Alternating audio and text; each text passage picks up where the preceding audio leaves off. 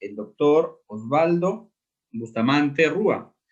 Él es profesor titular e investigador senior en minería en el Departamento de Materiales y Minerales de la Universidad Nacional de Colombia, donde hizo su carrera como ingeniero de minas y metalurgia. Además, también tiene maestría y doctorado en metalurgia extractiva en la Universidad de Concepción. Y bueno, también como director del Instituto de Minerales CIMEX, también allí en Colombia. Ahora vamos a dar pase con el doctor Osvaldo Bustamante, quien nos va a disertar el tema clasificación en hidrociclones y reología de suspensiones. Dejamos el tiempo con el doctor. Doctor, buenas tardes.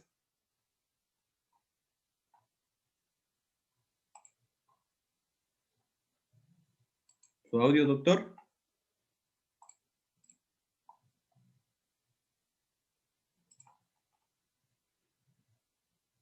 Aló, buenas tardes. Buenas tardes, doctor. Ahora sí se escucha. Por favor, la presentación en pantalla completa, si fuera posible. Ok. Ahora sí. Bueno, buenas tardes y primero que todo agradecer al grupo de trabajo de San Marcos y en especial a mi buen amigo Daniel Lovera la invitación para esta reunión de hoy.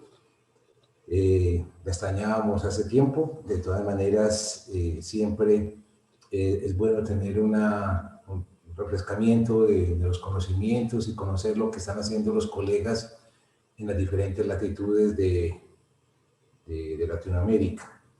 Quiero agradecer de todas maneras a RIPES también que haya tenido esta iniciativa y felicitar a Daniel por ello. Bien, lo que queremos trabajar hoy es un tema que de repente es el resultado de una actividad que he realizado hace más de 20 años y es diseñar hidrociclones para la industria minera en compañía de otro proceso en el cual por azares del destino me ha tocado trabajar mucho y es en la fragmentación de minerales a partir de molienda de minerales. Entonces, voy a iniciar. Antes que todo, pues hace ya 10 años un grupo de profesores en metalurgia extractiva nos reunimos en Medellín y formamos esta red. Y quiero dar el agradecimiento al Consejo Directivo, a Manuel Pérez, a Guillermo Salas, a Juan María Navarro en España, a Guillermo Salas en México, a Manuel Pérez en México también, el profesor, mi colega amigo Oscar Jaime Restrepo aquí en Colombia, quienes junto conmigo fundamos esta red donde participó también como socio fundador Daniel, y gracias entonces por motivar estos espacios a partir de la red. Un poco de contexto. ¿Por qué nos interesa tanto la clasificación de minerales? La clasificación de minerales realmente es una operación que a veces la encuentro cuando visito las plantas mineralúrgicas, la veo un poco tirada, un poco a un lado. Es mirado con cierto desdén. Normalmente los equipos los mandan a comprar, diseñan los equipos compañías de ingenieros que poca responsabilidad tienen frente a los datos o a los números que se generan, y resulta de que el clasificador, tanto en las operaciones de fragmentación gruesa o trituración, que llamamos acá en Colombia chancado, que llaman por allá en Sudamérica, están asociados a alguien que vigile si la distribución granulométrica de partículas que está generándose en la fragmentadora obedece a lo que deseamos.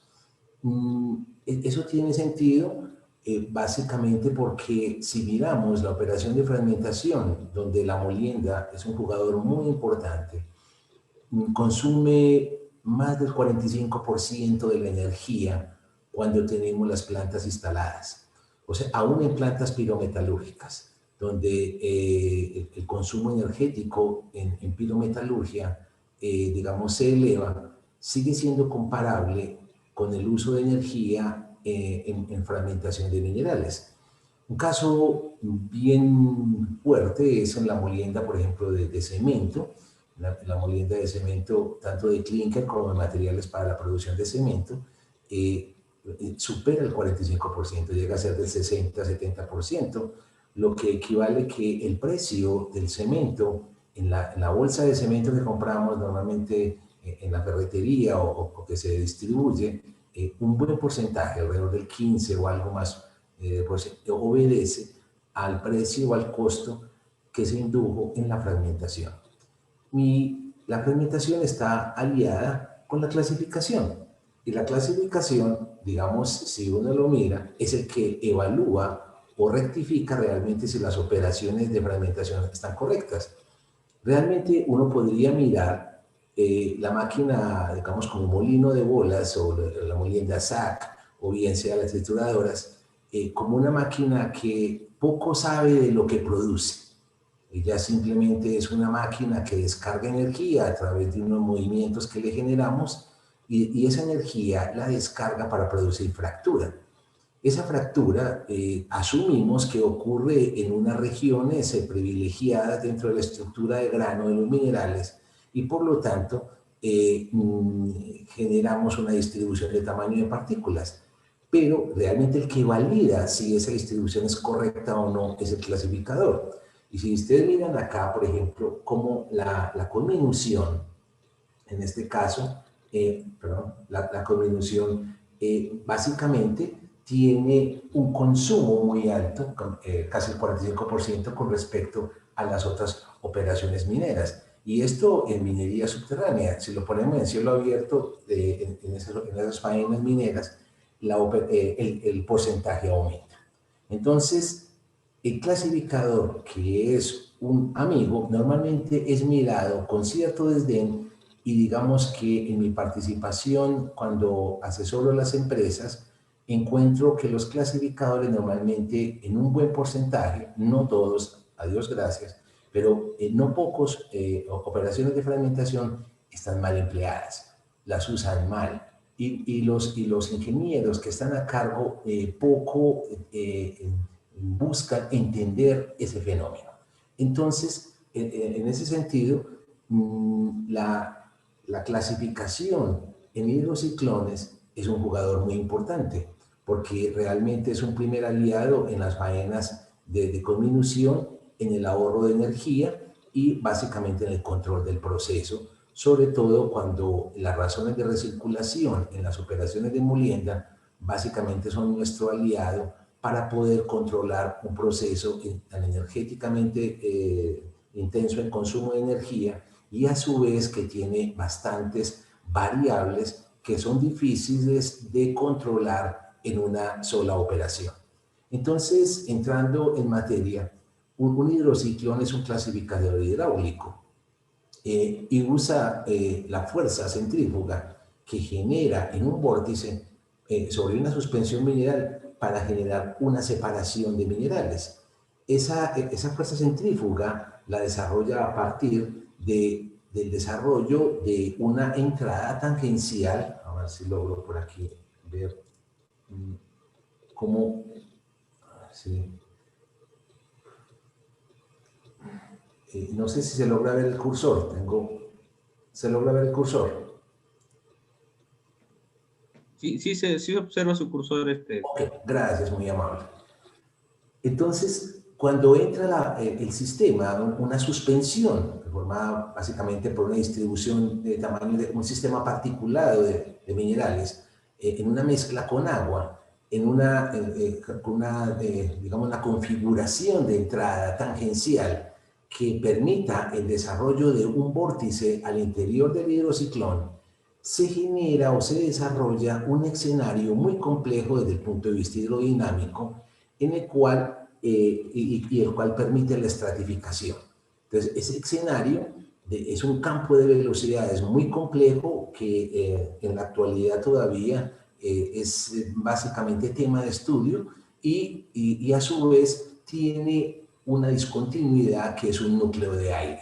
Entonces, ese núcleo de aire se genera porque el fluido al entrar a una alta velocidad, 3 metros por segundo aproximadamente, y a una presión normalmente de 10 psi, entonces entra y genera un campo de fuerza centrífugo que lanza violentamente tanto al fluido como a las partículas hacia las paredes internas del hidrociclón y genera inmediatamente en el centro del eje de él una depresión, la cual es llenada mediante, bien sea aire que entra, digamos, normalmente por esta región de ápex que llamamos, o la parte interna del hidrociclón, entra un flujo de aire a llenar esa depresión, y también hay una competencia del fluido del agua que acompaña la mezcla o la suspensión a viajar hacia el centro también para tratar de compensar o disminuir ese gradiente de presiones que se genera dado el movimiento en vórtice. Ese desarrollo, ese perfil de ese campo de 3 velocidades que se desarrolla una velocidad tangencial, una velocidad axial que asumimos que es lineal con el eje, dado que aunque la entrada es tangencial, el fluido, hay un fluido que sale por la parte de encima o rebalse que llamamos, en el cual está enriquecido en partículas finas y sale casi el 80% del agua, mientras que en la parte del ápex o en la descarga o la parte inferior del hidrociclón sale una fracción enriquecida de partículas gruesas, de las gruesas que se alimentaron y una pequeña porción de agua que normalmente la asociamos a un fenómeno llamado cortocircuito. Ese campo de velocidad, entonces, tiene tres variables: un campo de velocidad básicamente radial, un campo de velocidad tangencial y un campo de velocidad axial. Y esos campos de velocidad nosotros al principio se asumieron, ahora mediante técnicas de láser Doppler o algunas otras técnicas que podemos desarrollar en el laboratorio, las podemos medir directamente. Pero de todas maneras, ese campo de velocidad tridimensional es bastante complejo y va a tratar de explicarlo y qué efecto tiene sobre el comportamiento reológico de las suspensiones. Y además de eso, hay una discontinuidad. Esa discontinuidad, que es el núcleo de aire, va a competir en esta región, que normalmente es una región que tiene un diámetro mucho más pequeño que el diámetro de entrada y el diámetro del rebalse. Compite entonces el diámetro del núcleo de aire con el agua o la pulpa que quiere salir y genera entonces unas condiciones de descarga que la hacen bastante difíciles, donde se disipa suficiente o mucha energía mecánica asociada a la reología de las suspensiones en esa descarga y que controlan fuertemente uno de los parámetros que tiene el hidrociclón, que es el diámetro de corte. El diámetro de corte definido como el diámetro que define quién es fino y quién es grueso.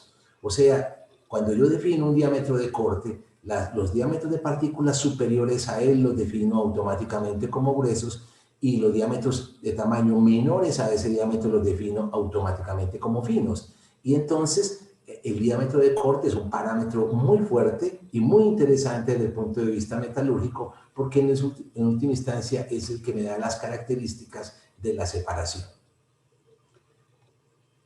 Entonces, en general, tenemos un ingreso tangencial de una pulpa, un movimiento en vórtice, el desarrollo de un núcleo de aire, un rebalse enriquecido de una corriente de finos y una descarga enriquecida de corriente de gruesos. Fíjense que utilizo el término enriquecido, ¿cierto? Lo que estoy diciendo es que aumentan las proporciones de partículas gruesas en esa corriente y aumentan las proporciones de partículas finas en esta corriente. Y porque normalmente una separación completamente ideal a veces es muy difícil. Ahora, ¿cuáles son las variables que tiene un hidrociclón? Si uno mira, tiene una buena cantidad de variables que lo acompañan y su, digamos, caracterización es bien compleja. Tiene un diámetro de hidrociclón que lo definimos como el diámetro de la sección cilíndrica. Tenemos un diámetro del tubo buscador de vórtice o por donde va a fluir el rebalse, ¿cierto? Tenemos un diámetro o del tubo de descarga o ápex, que es donde sale la descarga y la distribución granulométrica enriquecida en gruesos. Hay un diámetro de entrada, ¿cierto? Que de alguna manera va a controlar la capacidad del sistema. Hay una altura global del hidrociclón, hay unas alturas de una sección cilíndrica más de una sección cónica. Y tenemos una altura libre de vórtice que sería la altura entre la región, entre el final del tubo de vórtice con el ápice, que en algunos modelos asumen que es la altura realmente efectiva del hidrociclón, porque sería la altura del vórtice en el cual está ocurriendo la reacción de separación, mientras que estas regiones de arriba serían regiones de preparación, digamos, de la suspensión para irse acomodando a los sistemas de separación. Y tenemos el ángulo de cono. Si ustedes miran, todas estas variables son difíciles de manejar en un modelo clásico, en el cual uno pone una variable uno de las variables a variar, valga la redundancia, y las otras las deja fija. Acá, y cada uno tiene compromisos. La teoría ha mostrado que hay relaciones muy interesantes entre el diámetro, por ejemplo, del hidrociclón con el diámetro del rebalse. El diámetro, o sea, son valores que dependen del diámetro del hidrociclón. Y la idea es por qué dependen del diámetro. Porque en última instancia es uno de los parámetros que determina cuál es el comportamiento de él. Entrando en detalle un poco sobre los campos de la velocidad dentro de estos hidrociclones, entonces tenemos velocidades, la velocidad tangencial, la velocidad muy fuerte, de la velocidad más importante del sistema, es la que define el movimiento centrífugo o ese movimiento circular. Hay una velocidad axial, que es la velocidad que asumimos que es la que permite la separación de fluidos entre enriquecidos en partículas finas y enriquecidos en partículas gruesas. Lo que no sabemos es, dentro de esa velocidad axial, si esa velocidad llamada axial, asumimos que en el centro del equipo, ella va hacia arriba, pero es posible que en las paredes sea oblicua, o sea que no sea completamente así, sino que sea una componente de esa, y es uno de los parámetros que a veces desde el punto de vista hidrodinámico da para la discusión, porque entonces modificaría bastante el campo de velocidad. Y por último, tenemos una velocidad muy pequeña, que es la velocidad radial, y la sumatoria de esa velocidad radial es la que de alguna manera va a definir, o a pesar de ser, desde el punto de vista de la norma de ella, desde su valor, digamos como vector de ser bajo, es la que tiene gran efecto en la separación de los minerales. Miremos, por ejemplo, en el momento del campo de una velocidad tangencial, cómo esa velocidad tangencial, de todas maneras, ese campo de velocidad no es completamente uniforme, no es monótonamente creciente ni decreciente, sino que suele dividirse en dos regiones. Una región que estaría controlada básicamente por el efecto pared al interior del hidrociclón, y en el cual entonces tendríamos una variación de la velocidad tangencial y sería inversamente proporcional al radio. Pero tendríamos una región que se acerca al núcleo de aire y en el cual prácticamente el fluido está rotando como un sólido. Y ahí podemos resolver, hay una conservación del momento angular, y podemos resolver entonces que la velocidad tangencial es directamente proporcional al radio. Esas dos regiones presentan un máximo de velocidad tangencial, donde asumiríamos entonces que podríamos ver que a ambos lados de la situación, tanto en el vórtice forzado como en el vórtice libre, tenemos una fuerte distribución de las velocidades. Y vamos a ver que en reología hablar de distribución de velocidades tiene un efecto muy poderoso, porque en última instancia hay un maridaje entre el gradiente de velocidad y la viscosidad del sistema.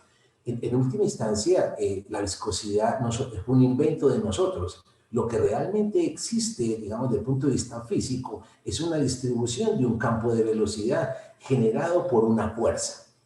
Eso es lo que realmente existe y es objetivo dentro del desarrollo de digamos, de un campo de flujo. Pero para eso, cuando tenemos la fuerza que produce esa distribución de velocidades, la relación entre ellas la llamamos viscosidad. Y por eso, cuando usamos un viscosímetro, no medimos la viscosidad, lo que medimos es la fuerza y tratamos de medir y asumir la distribución de velocidades y nos inventamos el concepto de viscosidad. O sea que el viscosímetro no mide viscosidad, realmente mide los torques y asumimos una distribución de velocidades por la geometría del equipo y entonces calculamos un valor de viscosidad, que es un imaginario nuestro para después empezar a trabajar sobre el sistema. Si miramos la velocidad tangencial, hay una velocidad en la cual asumimos entonces si hay un fluido que está subiendo y un fluido que está bajando, debe haber un lugar en la región en el cual la velocidad axial es igual a cero. O sea, hay unas partículas, la órbita de equilibrio de las partículas que se queden ahí en ese campo de velocidad axial igual a cero, pues van a tener igual probabilidad de salir por el rebalse o igual probabilidad de salir por la descarga. Y entonces asumimos también desde el punto de vista de modelaje que las partículas que tienen esa órbita de equilibrio y que se posicionan en la región en el cual hay un campo de velocidad axial igual a cero serían las que están en el diámetro de corte. O sea, las partículas que tienen igual probabilidad de salir por la descarga o por el rebalse. Y por último tendríamos digamos, la velocidad más pequeña, la enana del trío, pero que a su vez es la que define. O sea, recuerden que los mejores perfumes vienen en envases muy pequeños. Aquí también la velocidad más pequeña es la que define de alguna manera. ¿Por qué lo define? Porque esta velocidad radial, cuando el fluido, el líquido, que normalmente es el agua, es lanzado violentamente hacia la pared interna del hidrociclón, entonces, y se genera la depresión, el fluido viaja para competir con el aire que está formando el núcleo de aire. Ahora, en ese viaje de recorrido, en esa trayectoria que ella desarrolla o que genera, arrastra consigo mediante una fuerza de arrastre. Se desarrolla una fuerza de arrastre que depende de la superficie. Y la superficie a su vez va a depender del tamaño de la partícula. O sea, sabemos que a medida que disminuimos los tamaños de partículas, la relación de superficie a volumen aumenta. De hecho, cuando los colegas anteriores hablaban de nanotecnología, cuando hablamos de nanotecnología estamos hablando de aprovechar las grandes áreas que tienen las nanopartículas comparadas con su pequeño volumen.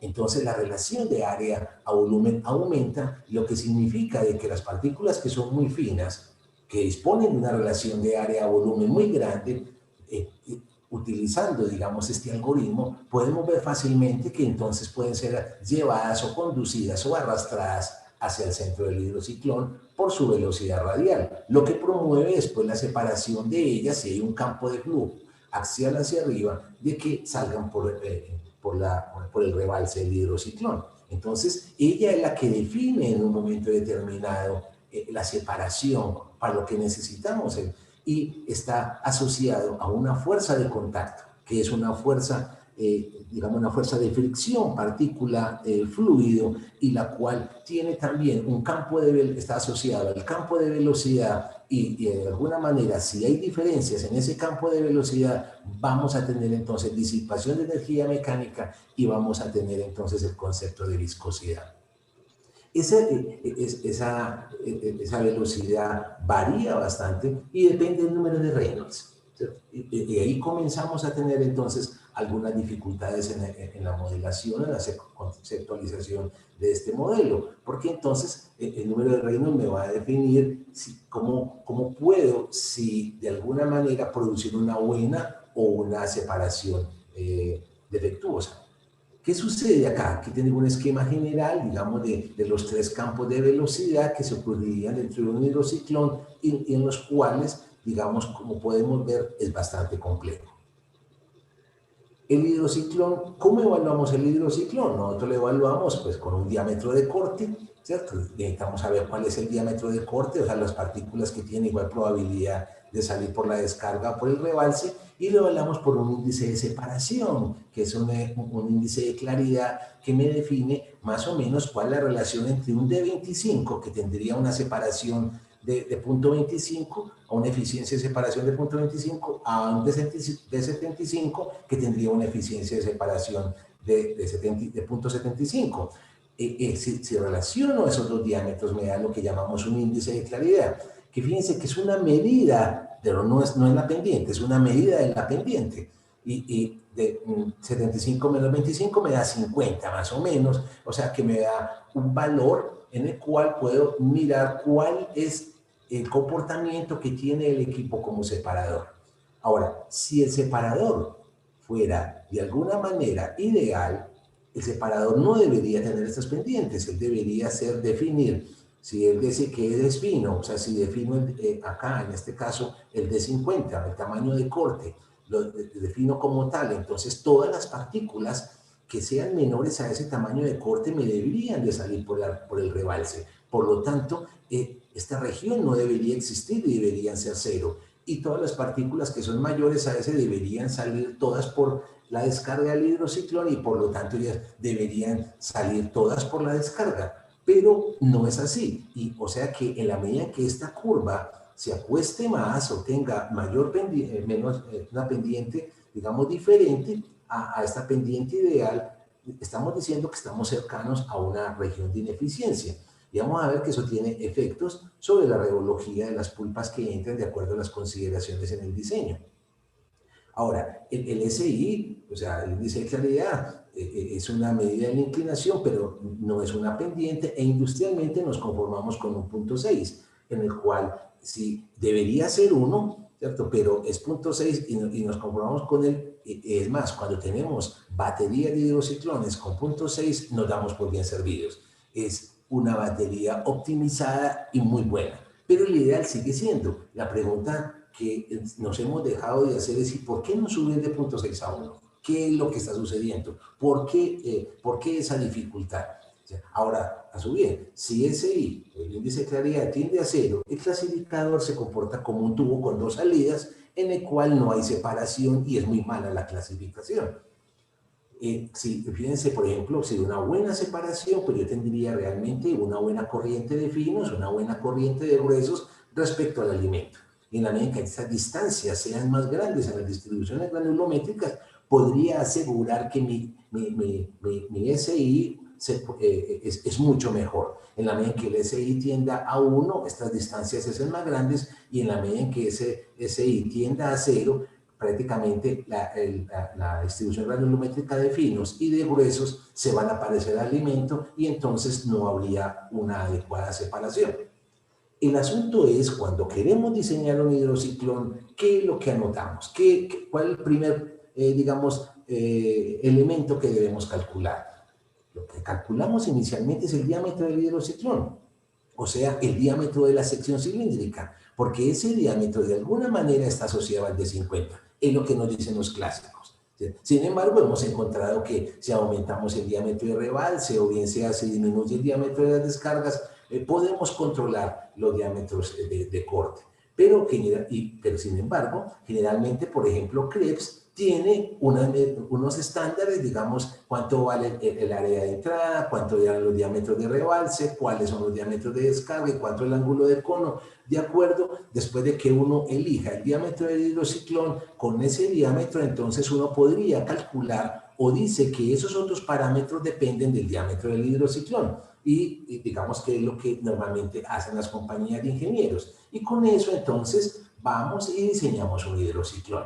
O sea, lo dimensionamos, calculamos el área de entrada, los diámetros de rebalse, las alturas de la sección cilíndrica y el diámetro del tubo de descarga. Esta es una relación que después nosotros desarrollamos para más o menos a finales del siglo pasado, y los ángulos de cono muy estándar que van a depender de la función. Si el ángulo de cono es muy pequeño, digamos es del orden de 10, 8 o 5 grados, normalmente lo asociamos a hidrociclones que son recuperadores de agua, que compiten con un sedimentador. Si estamos en este intervalo de 10 a 20, pues los tenemos como clasificadores, y tenemos que los ángulos de cono muy grandes, digamos cercanos a ángulos planos o algo, 180, 150, normalmente lo asociamos a que compiten con separadores gravitacionales, y de hecho fueron utilizados a mediados del siglo pasado para lavar carbones utilizando separación en medio denso. Ahora, esas variables de operación, normalmente las que tenemos, el flujo volumétrico a la entrada, presión, concentración de sólidos en el elemento, la granulometría y la partición de agua y rebalse. Y entra aquí la concentración de sólidos. O sea, la relación de agua con los sólidos y clásicamente se había pensado que era suficiente tener ese dato para poder satisfacer la necesidad de conocer cómo opera el hidrociclón con la reología. Sin embargo, hemos encontrado que además de que pueden haber perturbaciones en variaciones de la distribución granulométrica, puede haber perturbaciones también en el cambio de la viscosidad, del comportamiento reológico de las suspensiones, porque el comportamiento reológico de las suspensiones va a depender fuertemente de la composición de esa mezcla. Entonces, las suspensiones que ingresan al equipo homogenizadas y a velocidades en el tubo de alimentación del orden de 1,5 a 3 metros rápidamente se estratifican. Y lo anterior significa entonces que las mediciones de las propiedades reológicas que hacemos a la entrada, los modelos que existen de las propiedades reológicas a la entrada, poco nos dicen un microsegundo después que ha comenzado el proceso o se ha iniciado el proceso de separación o de estratificación dentro del hidrociclón. Como asumo que aquí tengo muchos estudiantes, hablar de estratificación es sinónimo en castellano de separación. Estratificar es separar, ¿cierto? Entonces, por eso cuando decimos nuestras ciudades son estratificadas, están separadas en sus clases sociales. Entonces, ¿qué es lo que sucede cuando entra una mezcla en una pulpa, una suspensión de agua con partículas y rápidamente ingresan al hidrociclón? Pues el escenario de entrada se destruye inmediatamente y se inicia el proceso de separación. Y por lo tanto, la pregunta que uno podría hacer es, ¿son válidas las mediciones que yo hago a la entrada, por ejemplo, de la viscosidad, para poder aproximarme al comportamiento de él dentro del equipo, a sabiendas de que microsegundos después ese escenario no existe, lo está imponiendo? O sea, sería entonces más interesante averiguar cuáles serían los escenarios de estratificación que me controlan esas viscosidades, a pensar de que la viscosidad de entrada es el que controla el sistema. Sin embargo, desde el punto de vista de diseño, solo tenemos en este momento esa aproximación, y es leer viscosidades de entrada para poder tratar de deducir, si dejamos fijas algunas variables, cómo se comporta la separación del hidrociclón. Lamentablemente, la viscosidad es una perturbación, o sea, en las plantas puede estar cambiando permanentemente. He encontrado plantas, por ejemplo, que en la cordillera colombiana acá, de plantas de arcilla, por ejemplo, de separación de caolines, que son fuertemente viscosas sus suspensiones, en los cuales solamente con la temperatura del día, o sea, al amanecer, tipo 6 de la mañana, 4 de la mañana, cuando está funcionando la planta, a la temperatura ambiente, acá en los altos de los Andes, donde puede ser de 10 a 8 grados la temperatura ambiente dentro de la planta, diferente a cuando es a las 2 de la tarde, que la temperatura puede ser de 25 grados. Y los cambios de viscosidad, conservando todas las proporciones de agua, son drásticas, son muy fuertes. Y por lo tanto cambia, se comporta como perturbación esa variable reológica. Ahora, algunos aspectos reológicos, digamos como para repasar.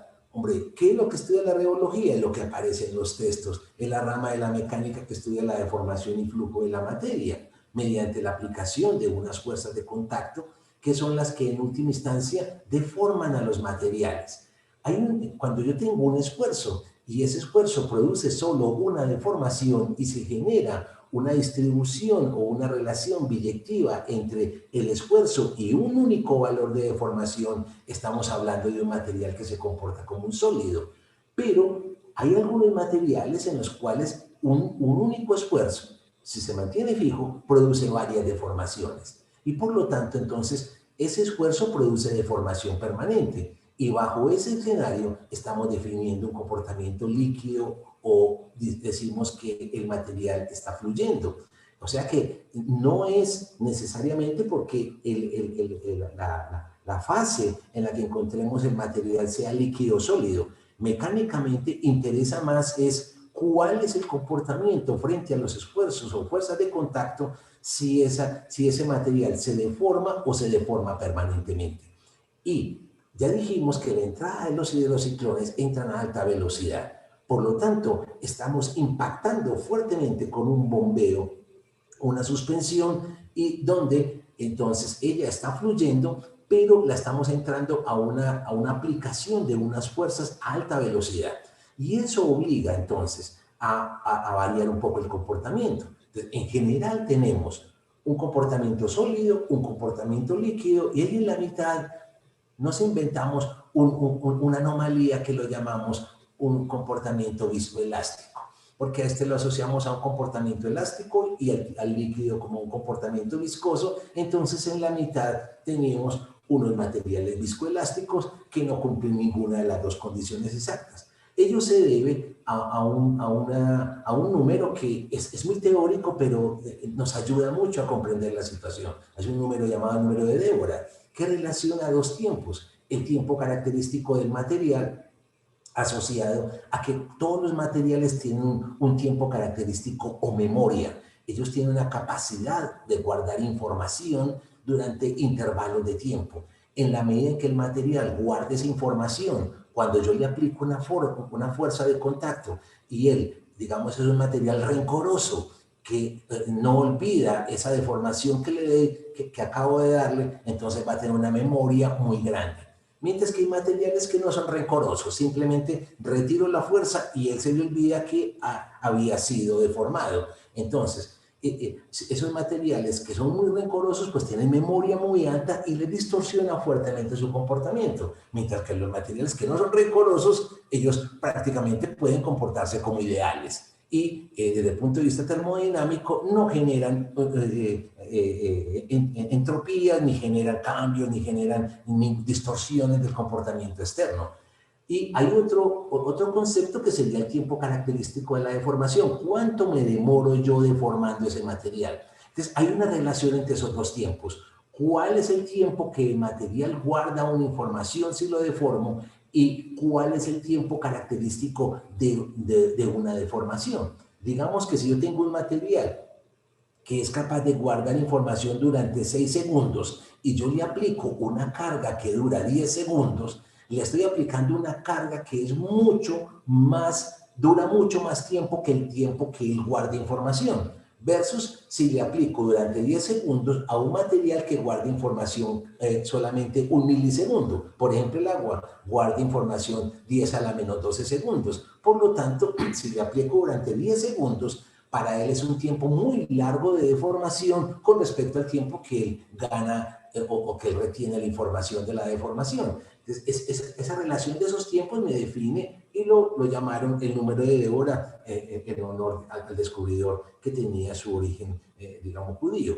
Entonces, si tenemos ese número de Débora, los números de Débora que tienden a infinito, ¿y cuándo tiendo a infinito? Tiendo a infinito si el tiempo característico de la deformación tiende a cero, o si el tiempo característico es muy grande. Y dice, entonces ahí estoy definiendo un sólido Hookeano, o bien si el Débora tiende a cero. ¿Y cuándo tiende a cero? El Débora tiende a cero. Si este tiempo es muy grande, él me tiende a cero. Y si entonces el Débora me tendería a cero. Y el Débora tiende a infinito si este tiempo característico tiende a cero. Fíjense que entonces, obviando el tiempo característico del material, yo puedo jugar con la reología o con el comportamiento sólido. Puedo jugar con el comportamiento sólido o líquido de un material solamente jugando con las velocidades de aplicación de carga. Por eso, cuando yo aplico un explosivo, digamos, en un macizo rocoso, en el cual le entrego una carga a una velocidad muy alta, después de que ocurre la explosión, obligo al material a comportarse como un sólido elástico. Mientras que si yo le entrego una carga muy lenta, obligo al material a comportarlo como un fluido newtoniano, independientemente de la fase. Entonces, si una suspensión entra a un hidrociclón a una alta velocidad, le estoy entregando cantidad de energía a muy alta velocidad. Entonces, prácticamente lo que estoy haciendo es jugando con esta relación. Lo estoy obligando a comportarlo hacia el lado de sólido.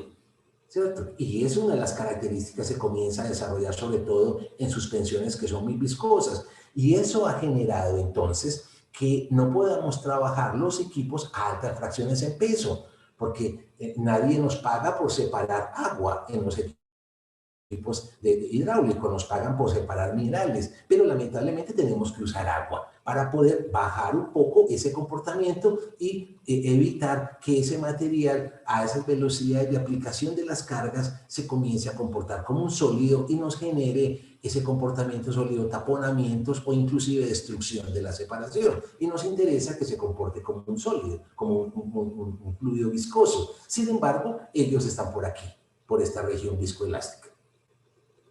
Ahora, si tengo esos materiales, entonces los materiales con que yo trabajo, las suspensiones en las minerías que estoy, cuando mis top size, mis máximos tamaños de partícula están oscilando por 75 micrones, cuando estoy moliendo más fino, cada vez me acerco a esta región viscoelástica y cada vez es más difícil manejar la situación. En la medida en que tenga tamaños de partícula más gruesos, me acerco más a un fluido newtoniano, pero en la medida en que tenga partículas más finas, voy ganando mayor viscoelasticidad y voy comprometiendo más la distribución o el comportamiento hidrodinámico de la suspensión dentro del equipo. Entonces, acá tenemos estas suspensiones donde básicamente participan en un grupo. ¿Qué pasaría si, digamos, hubiese también espumas, que es lo que pasa en flotación? Si hay espumas, entonces tenemos otro tipo de suspensión y también habrían otras condiciones reológicas. Ahora, bajo esta situación, ¿hacia dónde queremos llegar? Sabemos entonces que nosotros, si aplicamos esas fuerzas, ¿y dónde viene esa fuerza? De la presión de entrada que nosotros le aplicamos al hidrociclón y generamos esta distribución como un campo de deformación. Y tenemos un campo de velocidades, y ese campo de velocidades deformándose, entonces acá tenemos el campo de velocidades deformándose. Y ese campo de velocidades me va a producir una deformación.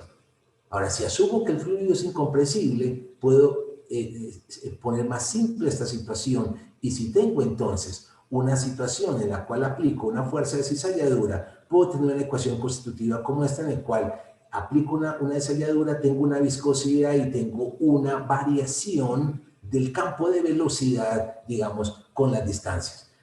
Vuelvo al anterior. O sea, si tengo variaciones del campo de velocidad con las distancias, con los diferentes ejes coordenados, voy a tener entonces una disipación de energía. Y esa disipación de energía la tiene que superar la presión de entrada.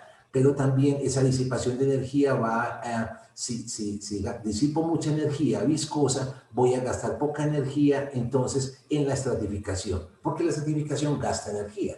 Entonces, en la medida en que yo gaste más energía en viscosidad, en la disipación viscosa, voy a disminuir la cantidad de energía que voy a disponer para la estratificación y para la separación.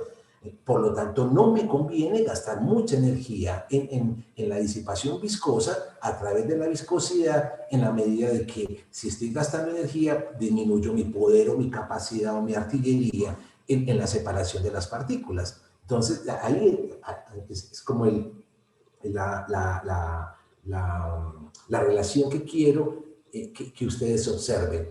Hay una relación en última instancia, es una competencia energética. Una competencia energética, porque si nosotros graficamos esta curva y miramos el área bajo esta curva, ¿qué sería el área bajo esta curva? El área bajo esta curva prácticamente sería una integral de un esfuerzo en pascales por una tasa de cizalladura. Y fácilmente pueden calcular que es una potencia instalada. Es un trabajo por unidad de tiempo. Por lo tanto, es una energía que estoy gastando en unidad de tiempo. O sea que gastar, si tengo suspensiones muy viscosas, y de ahí la importancia de estudiar reología en los procesos metalúrgicos, y es que si tengo suspensiones que tienen altas viscosidades, voy a tener altas áreas bajo la curva y voy a gastar mucha energía solamente en el movimiento de esa suspensión. Y no voy a gastar energía en lo que quiero, que es en la separación de los minerales. Esto sigue siendo válido si quisiéramos hablar de mesas, por ejemplo, mesas vibratorias en la separación aurífera, que sé que les gusta a ustedes allá en el Perú, en la separación en jigs, en la separación en medios densos en la lavada de carbones, en las plantas de flotación, en la hidrodinámica de las plantas de flotación. O sea, el asunto es, ¿en dónde quiere gastar usted la energía? ¿La desea gastar en disipación viscosa o la desea gastar en separación, que es lo que realmente le interesa? Miremos acá el efecto que tenemos. Mire, por ejemplo, a medida que aumentamos la fracción volumétrica de sólidos, o sea, la relación de sólidos a líquido, cómo aumenta la viscosidad, y por lo tanto, cómo gasto más energía. Y por eso el asunto de no poder operar las baterías de hidrociclones con altas fracciones en peso, porque entonces tendríamos que gastar más energía en solo mover el fluido o la suspensión para que produzca la separación. Acá tengo varias expresiones, pero quiero que detallen un poco la de la derecha, la de la izquierda, perdón. Miren, esta es la misma suspensión, exactamente la misma, pero con dos situaciones diferentes. En una, estaba en reposo la suspensión y la llevé a una deformación muy rápida, ¿cierto? A una deformación, la llevé de 0 a 10 segundos a la -1, o sea, la deformé a 100 segundos a la -1 en 180 segundos. Pero la misma suspensión la deformo en 60 segundos. Y la misma suspensión la deformo en 6 segundos. Quien viese estas curvas diría que son 3 suspensiones diferentes y son la misma. Simplemente lo único que ha cambiado es la velocidad a la cual entrego la energía para que fluya ese material. Y recuerden, les dije que los hidrociclones entran a alta velocidad, o sea que él me está entrando a altas velocidades. Entonces, ya de entrada estamos gastando mucha disipación viscosa en la entrada de él, y de hecho, algunos diseños que hemos hecho en el cual se entran, discúlpeme que me devuelva al principio, rápidamente, disculpen acá, cuando modificando estas entradas, tratando de jugar un poco con la memoria del fluido para tratar de evitar disipación viscosa a la entrada y usar más energía en la separación. Me disculpan que me haya devuelto tan rápido así. Entonces, ya de entrada tenemos que hacer fluir estas suspensiones. Es bastante complejo si le entrego la energía muy rápido. Y acá tengo otros ejemplos de otras suspensiones, ¿cierto? Por ejemplo, las que son de carbón, en una planta de lavado de carbones, en una empresa de Cerrejón acá que asesoro, que produce 32 millones de toneladas al año de carbón, ¿cierto? Ahora, se ha asociado entonces como evaluación reológica del comportamiento de los hidrociclones la estimación de la viscosidad a la entrada. Y como sé que tengo varios estudiantes acá, inclusive de maestría y doctorado, hay que hacer una ruptura. Realmente sí es cierto, es importante la viscosidad de entrada, pero más importante deberíamos pensar en otras situaciones. Y segundo, se reconocen variaciones de la viscosidad con la distribución de tamaño. Si en el hidrociclón estoy produciendo variaciones de la distribución de tamaños, o sea, la distribución de tamaños que sale por el rebalse es más fina que la distribución de tamaños que sale por la descarga.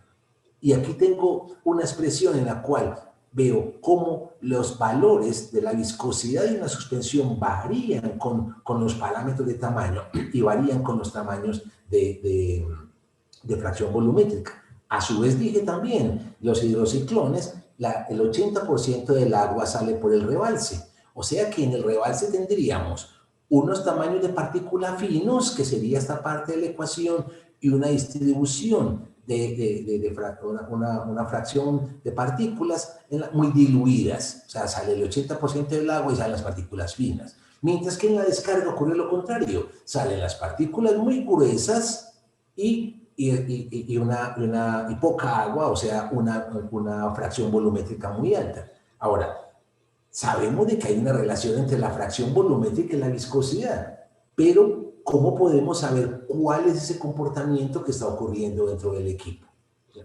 Hay una asociación que trató de hacer, por ejemplo, Barrientos y Concha, ¿cierto? Para de tratar de buscar una configuración de cuánto vale el núcleo de aire en la descarga del hidrociclón con respecto a una viscosidad, de fluido y a una fuerza de tensión superfacial o interfacial que había para formar una estabilidad de núcleo de aire.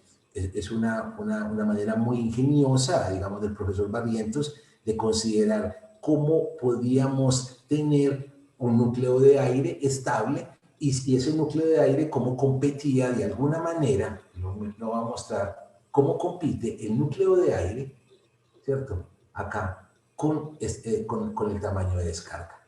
Y hay un momento en el cual ese núcleo de aire puede crecer tanto, puede crecer o desarrollarse tanto, que puede obstruir la descarga y generarme lo que llamamos una descarga en Ropping.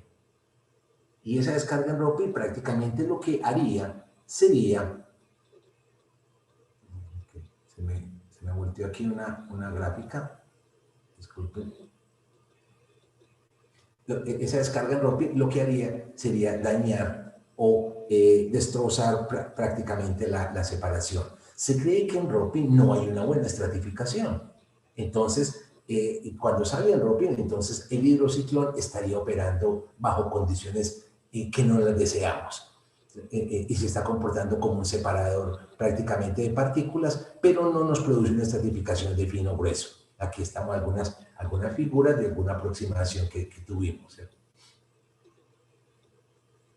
El efecto Plitt desarrolló una ecuación donde trató de introducir la viscosidad a la entrada. Y dice, separa entonces el efecto de la viscosidad a la entrada con respecto a la fracción volumétrica, porque habría que separar eso. Esto lo hace más o menos ya por los años 90, donde se llega a la conclusión de que hay que separar las dos variables. Sin embargo, los modelos que utilizan las empresas de ingeniería normalmente no separan estas dos variables, las mantienen juntas. Y ese es el efecto de que en algunos momentos tengamos tantas dificultades en la operación o en la puesta en el equilibrio de esos equipos.